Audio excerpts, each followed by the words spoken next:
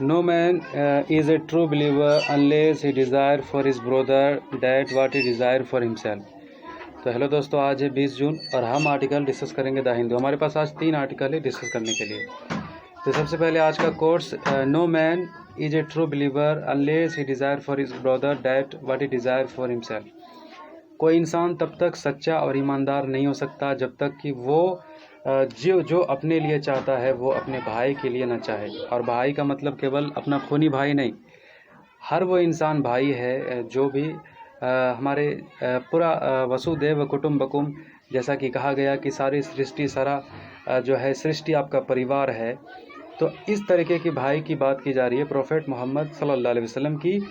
आप तब तक ईमान वाले और सच्चे इंसान नहीं हो सकते, भले ही आप दावा करते हो, लोगों के साथ आप एक्टिंग करते हो सच्चा बनने का, लेकिन आप तब तक सच्चे नहीं हो सकते जब तक कि आप जो अपने लिए चाहते हैं वो अपने भाई के लिए भी ना चाहे। ठीक है। और भाई का मतलब केवल खूनी रिश्ता नहीं है, भाई हर वो इंसान आपका भाई है जो भी इस सृष्टि के ऊपर रहता है। ठीक है। जिसमें हर वो इंसान आपका भाई है, वो आपको भाई की तरह ही आपको ट्रीट करनी चाहिए। और तब तक आप उसके लिए वो ना चाहे, सपोज डैट आपको भूख लगी और कोई किसी व्यक्ति को आप भूखा देखते हैं, ठीक है, तो वो आपका भाई है। ठीक है। आप उसको पेट भरो, उसको खाना खिलाओ। किसी व्यक्ति को आप मुसीबत में देखते हो, आप उसको मुसीबत में छोड़ करके भाग जाते हो, चले जाते हो, फिर सोचते हो कि ये हम इसे नहीं पहचानते, ये हमारा कौन है। लेकिन यकीन मानिए ये भाई के स्पिरिट नहीं है। आप रुके और उसकी मदद करें, उसकी भाई के अपने भाई की तरह समझे और ऐसा सोचे कि सपोज अगर ये रियलिटी में मेरा भाई होता तो क्या मैं छोड़ करके जाता? नहीं जाता। तो फिर आप कैसे छोड़ के जा सकते हैं?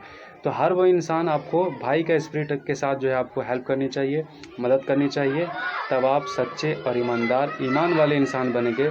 नहीं तो ये पॉसिबल नहीं है। आप लोगों से भले ही कितना भी कहते रहे, प्रूफ करते रहे, वो केवल दिखावा होगा, सच्चाई नहीं होगी। तो ठीक है दोस्तों, आज जीएस पेपर 2 में ये टॉपिक काम आएगा, एजुकेशन पर ये आर्टिकल डिस्कस करेंगे। तो सबसे पहली बात कि ये आर्टिकल का नाम है सीज द अपॉर्चुनिटी। तो हम देख रहे हैं कि कोविड-19 की वजह से जो एक और हेल्थ और इकोनॉमी की बर्बादी के बाद और एक सबसे बड़ी जो बर्बादी हुई है, बच्चों के शिक्षा का बहुत बड़ा लॉस हो रहा है। बच्चे स्कूल नहीं जा रहे हैं, बच्चों का काफ़ी जो एजुकेशन जो है बहुत तेज़ी के साथ जो आगे जो बढ़ रहे थे वो जो है बहुत सारे बच्चे, हर एक बच्चे की कैपेसिटीज़ अलग अलग होती है, तो उनका डाउनफॉल हो रहा है। तो कहा जा रहा है कि एक सर्वे बताया गया था। सर्वे में देखिए कहा गया कि कितने गार्जियन है जो चाहते हैं कि स्कूल खोला जाए और स्कूल जो है स्टार्टिंग की जाए। तो उसमें से ये बातें निकल कर के आई, बहुत रेयर है, मतलब 37% पेरेंट्स का कहना है कि स्कूल तब तक नहीं खुलनी चाहिए जब तक कि हमारे ज़िला में जो है केसेस जो है बिल्कुल ज़ीरो ना हो जाए। यानी कि केसेस डिस्ट्रिक्ट में, जिस डिस्ट्रिक्ट में केसेस बिल्कुल ज़ीरो है वहीं पर स्कूल ओपन होने चाहिए। और 20% पेरेंट्स का कहना था कि स्कूल जो है तब तक नहीं खोले जाने चाहिए जब तक कि 21 दिन तक ये चेक कर लिया जाए कि हमारे जो है केसेस जो है ज़ीरो हो। और साथ ही साथ मतलब 37% 20% का मतलब विचार बिल्कुल सेम ही है। बस फ़र्क सिर्फ इतना है कि इनका कहना है कि ये कुछ ऐसे प्रिकॉशन की बात करते हैं कि खोला जा सकता है, लेकिन बहुत ज़्यादा रेस्ट्रिक्शन के साथ, जो है गाइडलाइन के साथ। और 13% का जो कहना है कि तब तक आप स्कूल ना खोलें जब तक कि कोई वैक्सीन डेवलप ना हो जाए। ठीक है। 13% गार्जियन का, तो ये एक रिसर्च पे ये कहा गया है। ठीक है। तो देखिए इस तरह का तो गार्जियन के अंदर जो एंजाइटी है, जो डर है, बच्चों को भविष्य को लेकर भी फियर है, और ख़ास तौर से इस बात का भी डर है कि वो बीमारी का भी डर है कि बच्चे अगर एक साथ जो है क्राउड में जब एक साथ बैठ करके, तो फिर बहुत पॉसिबिलिटीज़ है कि बच्चों को ख़तरा हो सकता है। तो इस लेकर गार्जियन जो है अपने बच्चे के स्वास्थ्य के साथ किसी तरह का जो है समझौता करना नहीं चाहते। तो इस तरह का रिपोर्ट सामने आ रही है। तो कहने का मतलब क्या है कि देखिए ऑल ओवर द ग्लोब की अगर बात करें, 190 कंट्री है, 190 कंट्री में तकरीबन 1.57 बिलियन स्टूडेंट है। ठीक है, जो बच्चे स्कूल जाते हैं पढ़ने के लिए, 1.57 बिलियन, 190 देश में 1.57 बिलियन बच्चे जो है स्कूल जाते हैं पढ़ने के लिए। और तकरीबन इसमें से कहा जाए कि एक स्टडीज़ में बताया गया यूनेस्को के डाटा के हिसाब से 100 कंट्रीज, ठीक है, 100 कंट्रीज ने तकरीबन 100 कंट्रीज़ में 65 का प्लान है, 65 कंट्रीज का प्लान है कि वो कुछ इशूज़ गाइडलाइन और कुछ पाबंदियाँ लगा करके वो स्कूल को खोलना चाहते हैं। उनका जो है डेट उनका तय किया गया है कि वो फला डेट में जो है स्कूल को स्टार्ट करने वाले हैं। और इसी के साथ जो है 32 कंट्री है, इनका ये कहना है कि ये टोटल जितने भी जो एकेडमिक ईयर का कोर्स टोटल जो है ऑनलाइन ही कवर करने वाले हैं। तो ये डाटाज में बताया गया है। तो 100 कंट्रीज़ जो है ये कोशिश में है, ये अनाउंस ऑफ डेट 100 कंट्रीज़ ने डेट को अनाउंस किया है। 65 कंट्रीज़ जो है इनका कंसर्न है कि ये गाइडलाइन और कुछ पाबंदियां लगा करके चीज़ों को आगे बढ़ाएंगे। और 32 कंट्री का ये कहना है कि ये एकेडमिक ईयर पूरा ऑनलाइन ही कवर करेंगे।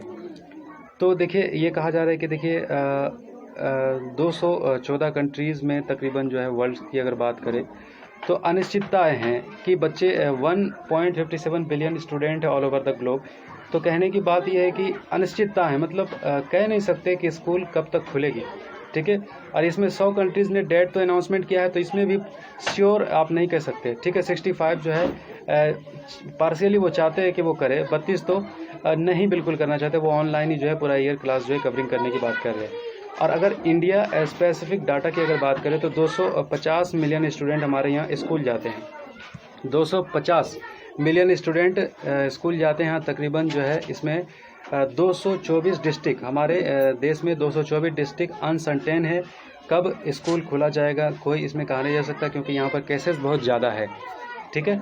तो ये बात है। तो ह्यूमन रिसोर्स डेवलपमेंट मिनिस्ट्री का कहना है कि अगर स्टेट चाहे तो अपने गाइडलाइन इशूज़ करके, अपने रेस्ट्रिक्शन पाबंदियां लगा करके अपने हिसाब से उसको स्कूल को ओपन कर सकते हैं, जैसे वो चाहे कर सकते हैं। हालांकि सेंट्रल गवर्नमेंट की तरफ से भी कई सारे गाइडलाइंस इशू किए गए हैं, जैसे कि सैनिटेशन का, क्वारंटाइन का, फिज़िकल डिस्टेंसिंग का। तो ये सब चीज़ों की जो है अभी भी पूरी तरीके से जो है ये जो है लगाया गया है कि ये चीज़ों को बिल्कुल नज़रअंदाज ना किया जाए, इसको जो है ध्यान में रखा जाए।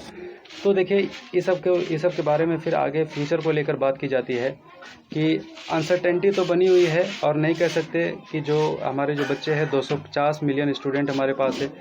अब इसमें से कह लें कि बहुत बड़ी तादाद बच्चों की ऐसी भी है जो स्कूल नहीं भी जाते हैं और बहुत बड़ी तादाद इसमें बच्चों की ऐसी भी है।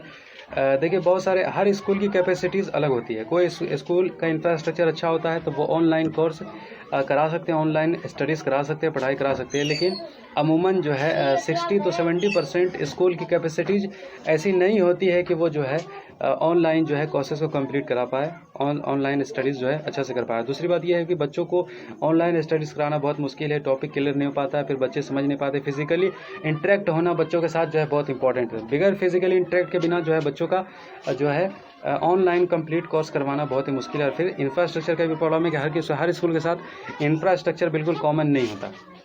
और तीसरी बात है कि देखिए अब देखिए हमारे देश में क्या है ना, स्कूल प्राइवेट स्कूल वाले जो है, वैसे on the globe private school वाले जो है फ़ीस चार्ज करते हैं बहुत ज़्यादा, और ख़ास तौर से वो जितने भी जो है चार्जेस होता है वो सब गार्जियन से वसूल करते हैं। तो अभी देखिए बहुत सारे स्कूल के बारे में ये देखने को मिला कि वो इंटरनेट तक की जो है चार्जेज जो है वो पेरेंट्स से चाहते हैं कि वो इंटरनेट तक की भी जो है इंटरनेट को भी पेमेंट जो है वहाँ से स्कूल से किया जाए, जो है गार्जियन से किया जाए।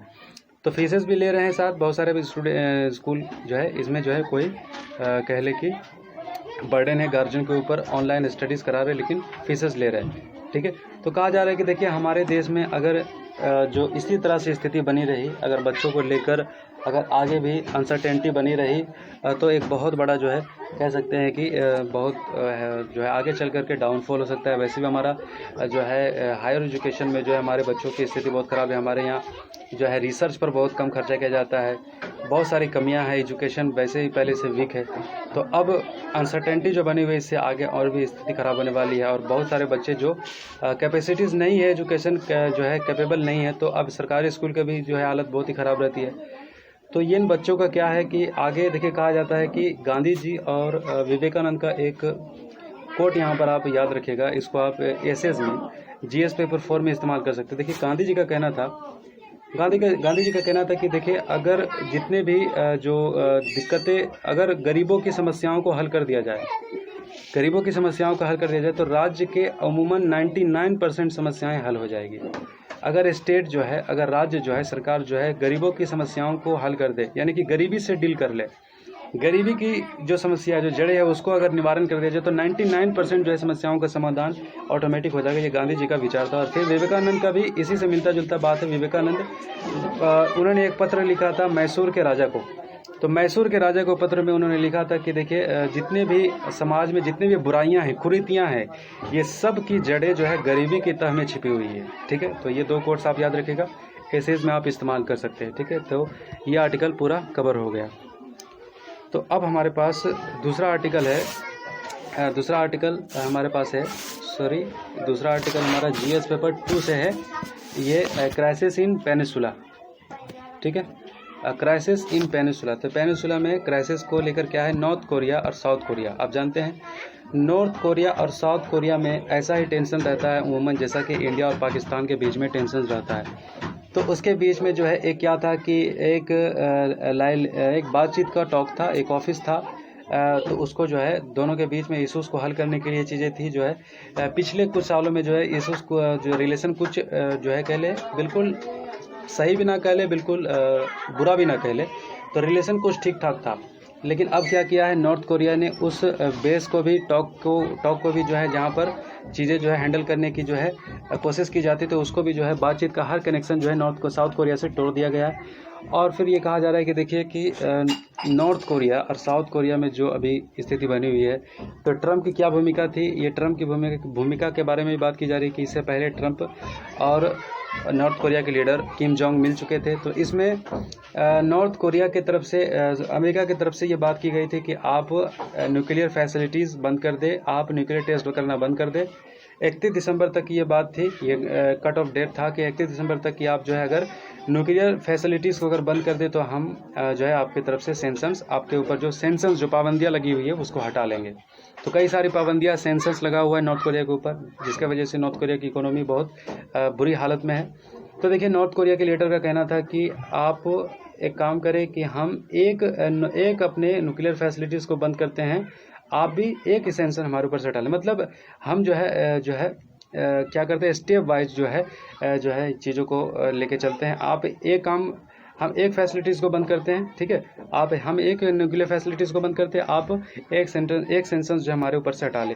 तो इस तरह की बात की जा रही थी। लेकिन डोनाल्ड ट्रम्प चाहते थे कि वो पूरे न्यूक्लियर टेस्ट को बंद करे और तब उनके ऊपर से जो है सेंसर हटाने की बात थी। तो फिर टॉक जो है बिल्कुल कह ले कि सक्सेस नहीं रहा, बातचीत सक्सेस नहीं रही, बगैर किसी जो है कॉम्प्रिहेंसिव कोई चीज़ें, मतलब जो निकल के आना चाहिए, तो जो फ्रेश टॉक जो होता है जिसमें से चीज़ें जो है सॉल्यूशन जो निकल के आती है, तो वो सॉल्यूशन निकल कर नहीं आया। तो दोनों देश के लीडर जो है फिर से अभी एक बार भी नहीं मिले। तो कहा जा रहा है कि देखिए, सिचुएशन था ऐसा कि जो है नॉर्थ कोरिया और साउथ कोरिया, अगर उस वक्त अगर ये चीज़ें हो जाती तो फिर नॉर्थ कोरिया साउथ कोरिया के बीच में जो है टेंशन के बीच में जो है अमेरिका इस चीज़ को जो है नॉर्थ कोरिया पेनिनसुला में वहाँ पर सिचुएशन को कह लें कि ऐसी नहीं बनती जैसा कि अभी बना हुआ है। और फिर देखिए, नॉर्थ कोरिया की तरफ से ये भी कहना है कि वहाँ पर देखिए साउथ कोरिया में क्या होता है कि वैसा ही, मतलब जो है वहाँ का लोगों का भावना वैसे जैसे कि इंडिया और पाकिस्तान के बीच में कैसा होता है। देखिए क्या होता है, बहुत सारे लोग क्या करते हैं कि नॉर्थ कोरिया के लीडर का जो है उसमें बड़ा सा गुब्बारा में उसके बारे में कुछ लिख करके नॉर्थ कोरिया के साइड में जो है उसको उड़ा देते हैं। तो ये चीज़ें जो है बहुत ज़्यादा जो है इससे चिढ़ हो जाती है नॉर्थ कोरिया के लीडर को। तो ये सभी जो है कंसर्न है, तो काफ़ी दोनों के बीच में तनाव बना हुआ है। तो ये चीज़ें आप याद रखिएगा, ठीक है। और एक टॉपिक हार है हमारे पास, जिग इकोनॉमी के संबंधित है। तो जिग इकोनॉमी यहाँ पर शायद लिखा हुआ नहीं है, तो जिग इकोनॉमी से संबंधित है, तो हम यहाँ पर लिखा हुआ। तो जिग इकोनॉमी क्या होता है? देखिए, जिग इकोनॉमी वो होता है कि अनिश्चितता, यहाँ पर ऐसा जो है आपके पास जॉब हो, जो जॉब जो है आपको परमानेंट ना हो, बल्कि परमानेंट भी ना कह ले और टेम्प्रोरी भी ना कह ले। सपोज है जितना घंटा आप काम करते उतना घंटा का आपको पेमेंट मिलता है, और बाकी फिर जो है काम हो जाने के बाद आपको फिर जो है वहाँ से लीव कर दे। जैसे जोमेटो के बारे में बात कर ले कि जोमेटो बॉय जो डिलीवरी जो बॉय होते हैं उनके पर डिलीवरी जो है उनको जो है ये दिया जाता है, उनको जितना वो डिलीवरी करेंगे उतना उस हिसाब से उनको जो है पेमेंट दिया जाता है। अब सपोज डेट प्लम्बर है, उनको जो है वो काम करके चलाया तो फिर जितना देर वो काम किया उनको पेमेंट मिल जाता है। इसी तरह से इलेक्ट्रीशियन है और फ्रीलांसर कंपनी, ये भी क्या करते हैं कि इनको कोई प्रोजेक्ट जो है तैयारी करनी होती है, कोई प्रोजेक्ट को जो है है किसी को हाईली एक्सपर्टेड आदमी को देना, जिस फील्ड का जो भी है, तो उस कंपनी को जो फ्रीलांसर कंपनी जो देती है वो क्या करती है, वो भी घंटों का काम होता है। फिर उसके बाद जो है चीज़ें जो है वो जितना देर काम किया उतना देर का जो है उनको फीस देते जाता है। तो ये होता है जिग इकोनॉमी, ठीक है।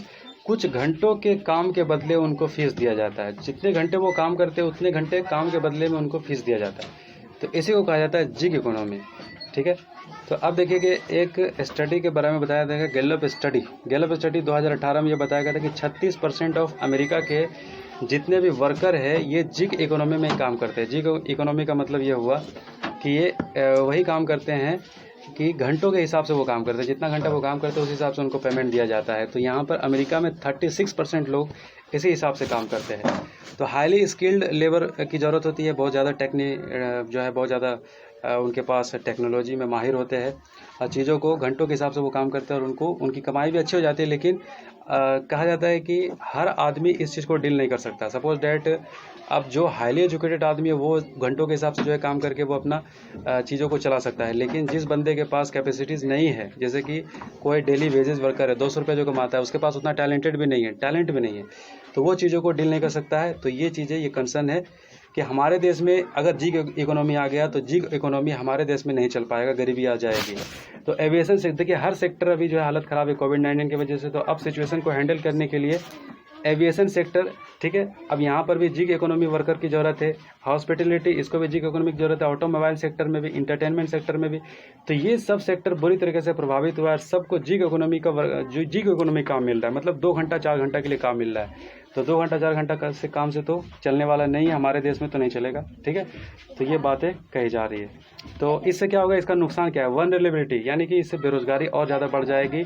मेरिट अटेंशन ये कम हो जाएगा। सोशल प्रोटेक्शन, लोगों को जो प्रोटेक्शन होता है, जॉब प्रोटेक्शन होता है, वो जॉब प्रोटेक्शन नहीं होगा, जब चाहेगा काम से निकाल दिया जाएगा, ठीक है। तो कर्नाटका की सरकार ने ये कहा था कि लेबर लेजिस्लेशन हम बनाने वाले हैं। तो ये कंसर्न है कि जिग इकोनॉमी में काम करने वाले लोगों की समस्याओं को भी अगर इसमें एड्रेस कर दिया जाए तो बेहतर होगा। तो आई होप ये पूरा सारा टॉपिक क्लियर हो गया, ठीक है। नेक्स्ट डे मिलते हैं, थैंक यू।